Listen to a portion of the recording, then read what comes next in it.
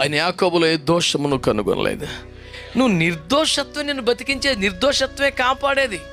ఒకవేళ నిర్దోషత్వముగా బ్రతుకుతూ కూడా ఇబ్బందులు పడుతున్న వారు ఉంటే మీరు అసలు భయపడబాకండి, దేవుడు నీ పక్షంగా ఉంటాడు.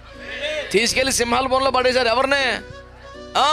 పడైతే తెల్లారపడికి వచ్చి దుఃఖస్వరం పెట్టుకొని జీవము గల దేవుని సేవకమైన దానియేలు నిత్యము నువ్వు సేవస్తుని దేవుని రక్షింపగలిగిన అంటే ఇంకా బతికమ్మ తీవే బాబు భయవేసేస్తుంది అన్నాడా? నా దేవుని నిర్దోషిని కనబడుతుంది కనుక దూతను పంపాడు, సింహాల నోర్లు కట్టేశాడు. నిర్దోషిగా ఉంటే సింహాల మధ్యలో కూడా కాలు మీద కాలేసి బతుకుతావు. ఏదో నీకే తెలుసుకో, లేకపోతే తేడాలు పడున్నాయి కాబట్టి ఓ టెన్షన్ పడిపోతున్నావు. మరి మ్యాటర్ అది. బాగా ప్రిపేర్ అయినడికి, బాగా రైటర్కి సిద్ధపడినోడికి పేపర్ కొంచెం టఫ్గా వచ్చినా టెన్షన్ ఏమి ఉండదు. మనం 35 మార్కులే చదువుకొని వెళ్ళిన బ్యాచ్ కాబట్టి అది పేపర్ మామూలుగా వచ్చినా సరే నీకు టెన్షన్ జనం వచ్చేస్తుంటుంది. ఏసీ రూమ్లో కూర్చోబెట్టి చెవట్లెట్టయితే సిద్ధపాటు లేదో తేడా ఉంది ఎవరు ఇక్కడ.